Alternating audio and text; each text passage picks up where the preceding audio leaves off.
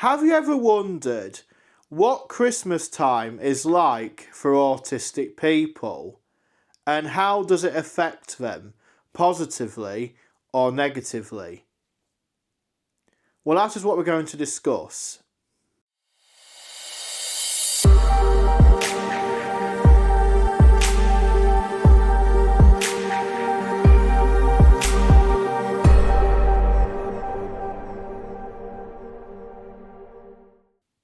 Hello everyone, welcome back to the Aspergian Journal. Christmas time for autistic people can be a double-edged sword experience for them, and it can produce a cocktail of different emotions, and it can impact them in various ways that neurotypical people can sometimes fail to understand, or to be able to spot the signs of when that autistic person is either having a positive time at Christmas or can have a negative one.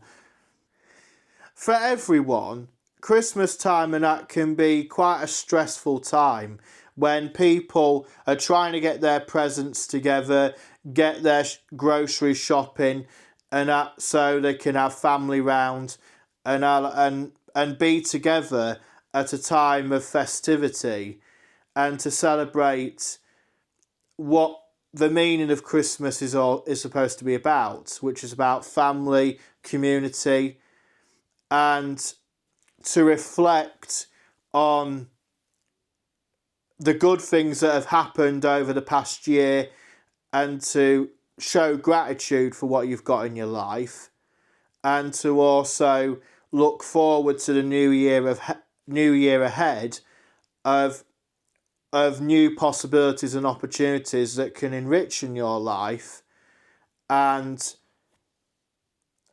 forming new memories and that with those that you love the most. However, for autistic people, it can be quite a varied experience. Autistic people are just as unique as anyone else, and that's so how one autistic person sees Christmas time might be different to that to someone else's. And to illustrate the positives and negatives of Christmas time for autistic people, I'm going to share with you my personal experiences and my views and perceptions of what Christmas time means to me, and I hope it can resonate and that with you. The one thing that I hate about Christmas is this over commercialisation culture that's associated with it, where people are so fixated on how many presents that they have and like the materialisation side of the event, rather than focusing on what the true meaning of Christmas is about, which in my eyes is about the celebration of the birth of Jesus Christ. Don't get me wrong, I do like, Christmas dinners and like Christmas puddings and all that, and I'm a bit of a foodie myself, and that's so what's not to like about having a good Sunday dinner, which is what a Christmas dinner really is, with just an extra few trimmings, and and having good food, having good drink, and so on.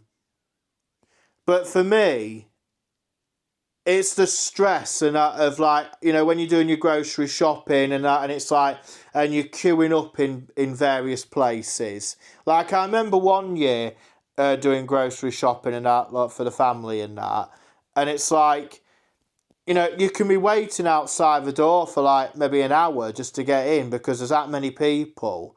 As you can imagine, as an autistic person, my sensory overload and patience and that was really pushing its limits at that point.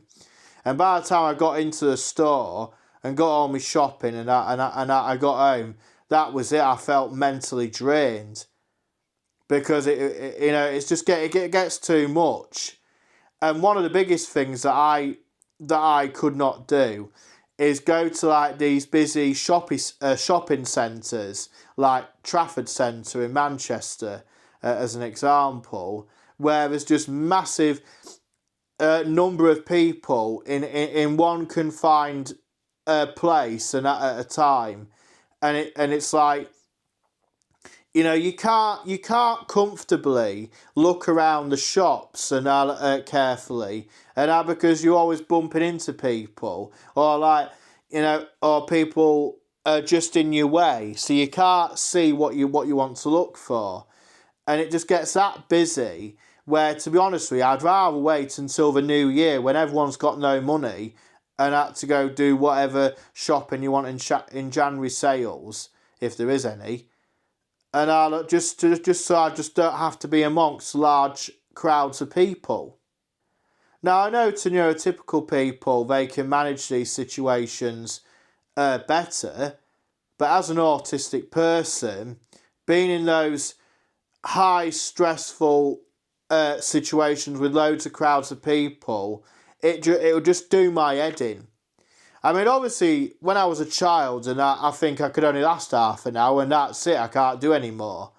But as an adult, I have got better at managing those situations more effectively, because naturally, you have to deal with situations that might be uncomfortable, and like going to the supermarket to get your grocery shopping because you need food and that to survive. And you can't avoid it forever, so it's just something you have to overcome and just manage it effectively. But then there's that, but then going to places where it's just bedlam, where you can't even walk, where you're crushed in like sardines, and you can't move anywhere. It's like Christmas markets, for example, in various cities and across the UK, and I know, and it might be similar in other countries, but we have like Christmas markets and so on. And the one that's closest to me in England, and you could get like 200, 300,000 people going to these like Christmas markets, and it'd be that bedlam that you can't even look at the stores properly, and it just feels like, it's like you got to be in and out. You can't take your time, and it's like, and they're trying to push that many people in on like 2 or 3 days, and it just feels like you've not had a good experience. And for me, it'd drive my bloody head in. I won't be able to manage those situations. So that's why I try to avoid them, or go on certain days that might be not as busy. But at Christmas time, that's sometimes really hard to find. You either enjoy those environments or you don't. Also, for me, I think it's just when it just gets overwhelming. Like when you're hearing the same song over and over again on the bloody radio in the car, or, those adverts and that, and programmes on the telly and that are just repeats and that from the year before. And just having to deal with people and that don't have their manners, they're not considerate enough of other people. And it just gets too much, and you just feel like, God, I just don't want to do it anymore. My personal choice would be at Christmas time, and that is to go away on like a turkey and tinsel holiday. I don't know what they're called now, but that's what they used to be called, where you could go on like go away for a week and out over Christmas and Boxing Day and come back New Year, and you get all your food included, drinks and that, entertainment and that, accommodation and whatever, and it's just, for like, I don't know, 600-700 quid. I mean, I don't know how much it is now, but like, just do something like that, so where you're just spending the money on yourself rather than just spending it on other people, and you don't get anything in return, not even a thank you. And I think nowadays, especially over the last couple of years, I think it's just got more and more expensive to even do Christmas. I think people, they don't do Christmas cards like they used to. I think because it's just easier to send a WhatsApp message or an email, which is what I do most of the time. Depending on your family size, you could be spending like £30-40 on Christmas cards and to send out to family. I'd never get one in return, so I don't bloody bother anymore. It's just the hassle of it all, trying to keep people happy when realistically, I just can't wait for the season to be bloody over with and the new year to come in. Now I might sound like a bit of a Grinch,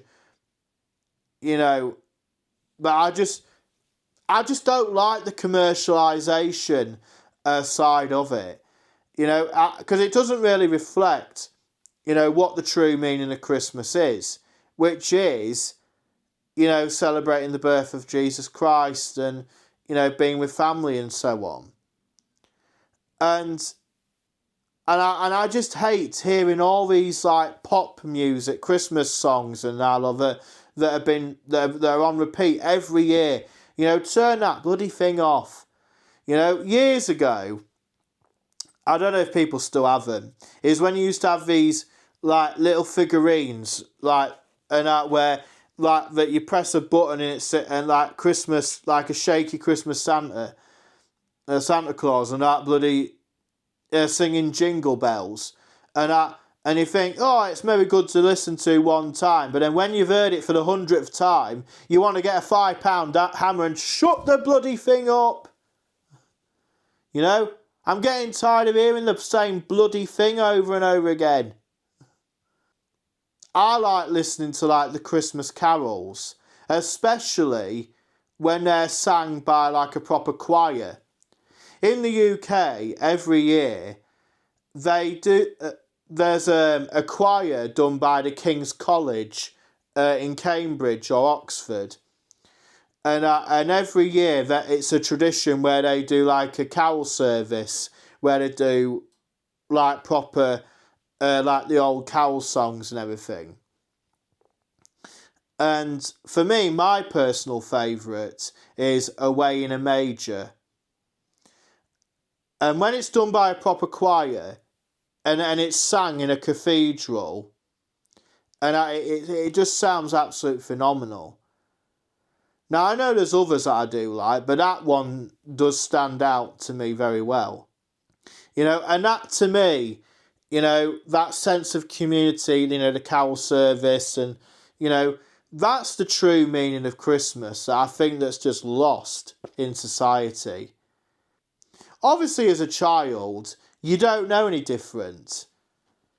But I think as you get as an adult, because I think Christmas is more for children than it is for adults, but as you get older, you start to see the insignificance of focusing so much on that materialistic side of things rather than focusing on what the true meaning of Christmas is about. But I think we all learn that in our own ways. Some people learn it earlier in life, or sometimes others will learn it later on in life. One of the biggest things of why Christmas time can be difficult for autistic people is where their routines have been disrupted, like having to do late nights, travelling to see family, changes to their daily structures, and that which they rely on to, regulate their emotions and their thoughts effectively. And sometimes that derailment can be the very thing that just puts them into overdrive. Or, when you have family get-togethers and you're surrounded by a big group of people, even though they're family members, but sometimes after a while, especially if you go to places that are so crowded, and noisy, it just sets off your sensory overload like you wouldn't believe. Like for me, as a child or as a teenager, going to family get-togethers like Christmas do's, and you go to like a pub or restaurant, and it's that busy and overwhelming with people, I would be like sitting there eating my dinner and so on, and like me ears would be aching and that from the noise and like the sounds and like if there was like flashing lights going on because of the theme of the event, it just gets overwhelming. It's like a cocktail of sensory overload and that can be unbearable for that autistic person. I know it was for me, and to a certain degree, that can still happen even as an adult. It just gets overwhelming, where you just want to remove yourself from that situation. So that's why, as a child, and I would never go to school discos because it's just not my environment. It's not my thing. I don't like loud noises, and it just gets overwhelming. And to a certain degree, I never really understood the point of it. And I know that my parents and that would say, why do you not get it? Or you might get laughed at by the other children and that who were just getting involved in it. But if it doesn't make sense to an autistic person, it just doesn't. You can't force them to do something that they don't want to do. And you just got to accept that they're never going to follow the crowd. They're going to do their own thing. For me, I would rather watch a movie and have a drink and that on my own, rather than being amongst a lot of people and they're all going off having their own little conversations, and there I am sitting amongst it all, being ignored and not being part of any of the conversations. And that is an experience that I've had on various occasions throughout my life. And even to this day, I can go to like family events, and if there's like 20 of us in a group, I could just be sitting there, no one hardly talking to me, and they're all going off and doing their own thing. And I'm just sitting there on my own with my thoughts. Just being a spare part. Just being a spare part of the party. The black sheep, whatever you want to call it.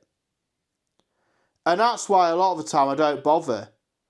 What is the point of just sitting there for 2 or 3 hours just being ignored and only been spoken to and that if you want a drink or being spoken to for 5 minutes and then you just get ignored? Another difficulty that autistic people might have is the social pressure and not knowing the rules of knowing when to open presents and how should you engage with other people and how to react appropriately, which can then cause anxiety. Like when I was a child, and we weren't allowed to open presents and that until we've had breakfast and done our ablutions and so on. So you could say that my parents and that were quite well routined, and that when me and my brother were younger and disciplined. But I know a lot of parents and that just allow their kids and that just to run riot and that and let them rule the roost when it should be the other way around. And as I've said before, Christmas and that can be a positive or negative experience for autistic people. But to make it more meaningful for an autistic person, I think is to teach them about the predictable traditions of what it means to be about what it means to be with family at Christmas time. If that's like, watching the same film or eating familiar foods that they like, following a set routine and that provides comfort for them. Now, when I think of that, I'm not the kind of person where I have to eat the same food every single time. I can't, try different things. And I could watch the same film over and over again. Like, I could watch me James Bond's films and that from the beginning right to the end. And have that repetition if I wanted to. And sometimes having a set routine, like if we're going somewhere for this certain time, I like to go at that certain time. So we'll go to my brother's maybe on Boxing Day, for example. And if we say we're going to go for 12 o'clock, let's go for 12 o'clock. Not waiting another hour until we go. Because I'm quite disciplined and out with my time, or if we're going for a certain time, let's get there for a certain time. Not turn up 2 hours later, and that because we are not getting ourselves sorted. So for me, I just don't like it when people aren't organised. Or for me, and I like to get organised and know what to do, what we're doing this certain day and this and what have you. I don't like it when it's just so open and fluid, like things change at the last minute, because it just derails my plans or derails, what we were doing that week in preparation for the big day. And at the end of the day, we go through all this stress and it's only one bloody day.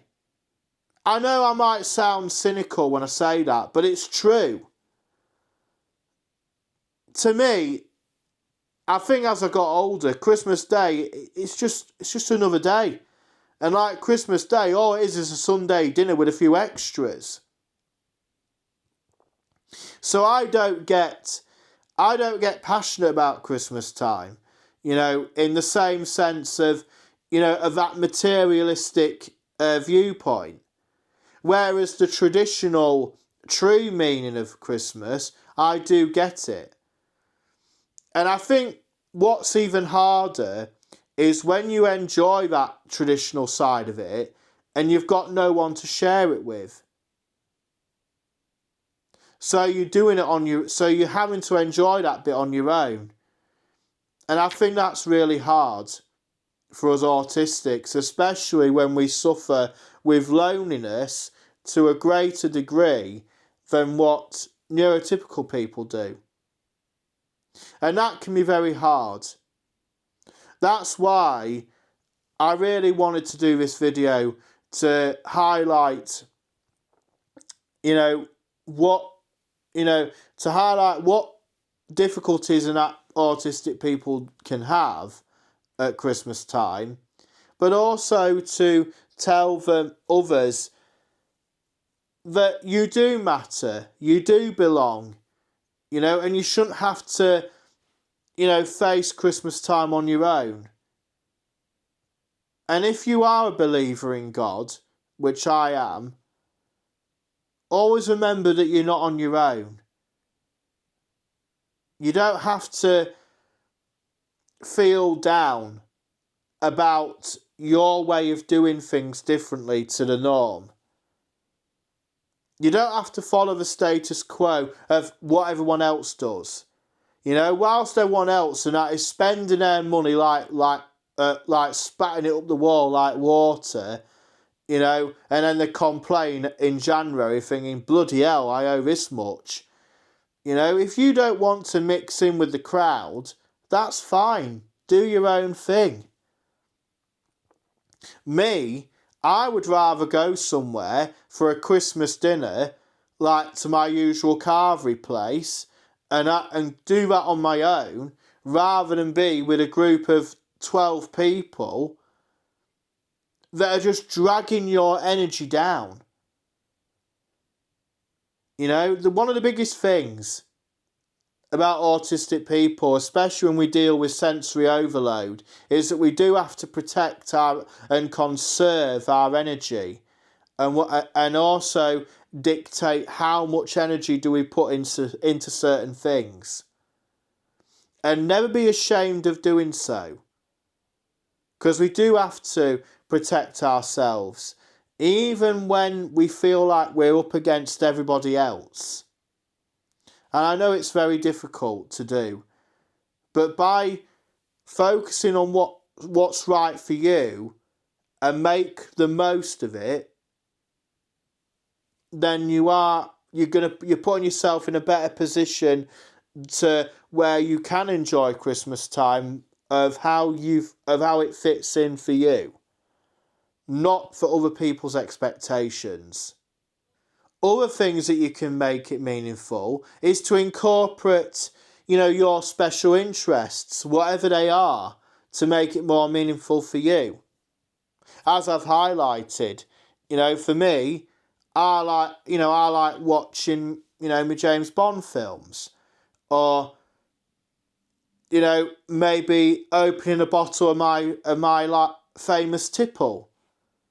I like a drink as much as the next person, but I'm not one of these drinkers and that where I could go out and drink 20 pints, get absolutely bladdered, and end up sicking all over the floor as a result. I'm not that kind of person. I'm more of a connoisseur kind of drinker. So I like my single malt whiskies, cognacs, and the odd cider, beers, and so on. This year, and I bought myself one of those Hawkstone advent calendar things, and which is done by Hawkstone, which is part of Clarkson's farm.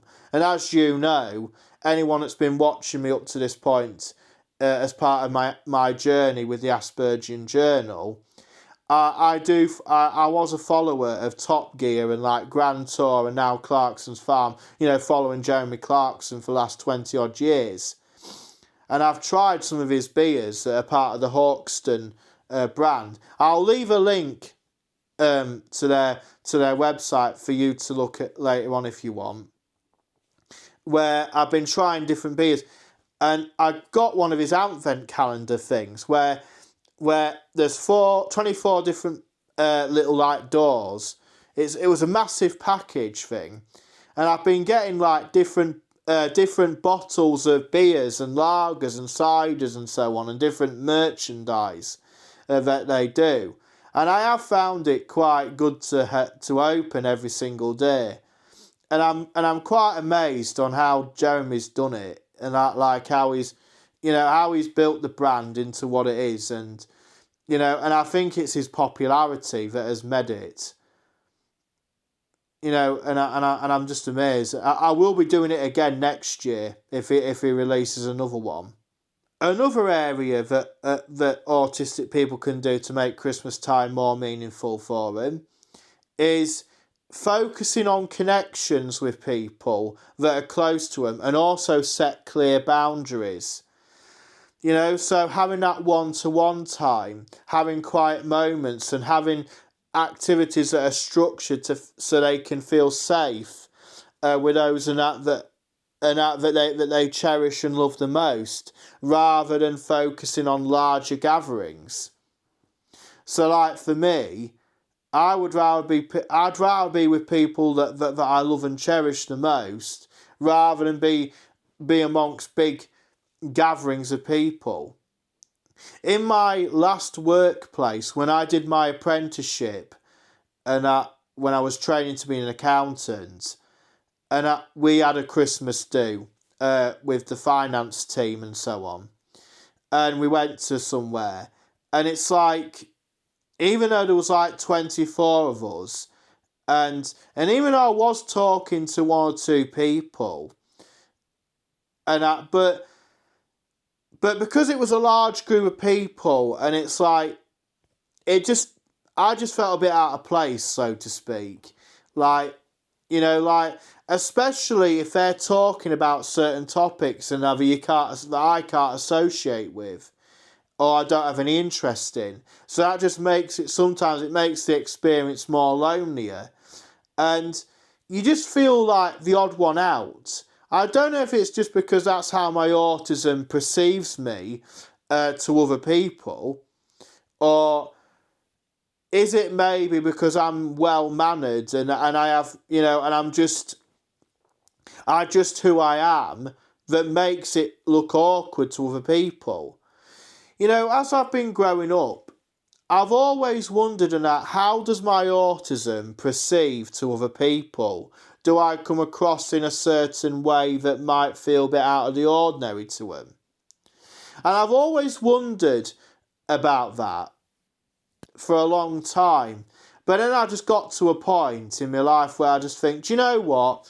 I can't change myself or suit everybody.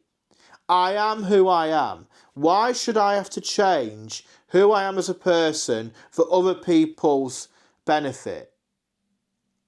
If they're not prepared and act to see me for who I am and embrace it. The biggest challenge I've had to learn is that you should focus on what you want to do and be the best version of yourself and live who you are as be your true self. If other people cannot see or embrace the benefits that you can bring and add to a situation or to the world, then that's their lookout. That's their loss. So my message really is to you at Christmas is don't change who you are to suit other people. Embrace who you are as a human being, not just because you have autism, and celebrate Christmas and that in your own way. Don't, change things about yourself to suit other people. It's okay to have different expectations or embrace Christmas in your own way, which other people might not understand. That's okay. You were not put on this planet and had to fit into a norm or just to suit other people's expectations. You were brought into this world to embrace and to live your true selves as the unique individuals that you are. And I know it's difficult to have the confidence and the courage to embrace that. And I had that difficulty myself at some point in my life, where I had to find the courage and the confidence to stand up for myself and to not allow anyone to dictate to me or to deny me my right to live my life the way I want it. And if I want to celebrate Christmas in a certain way which might be unusual to others, that's fine. Let them have their laugh. Let them have their joy, which might be unusual to me. I'll celebrate Christmas how I want it.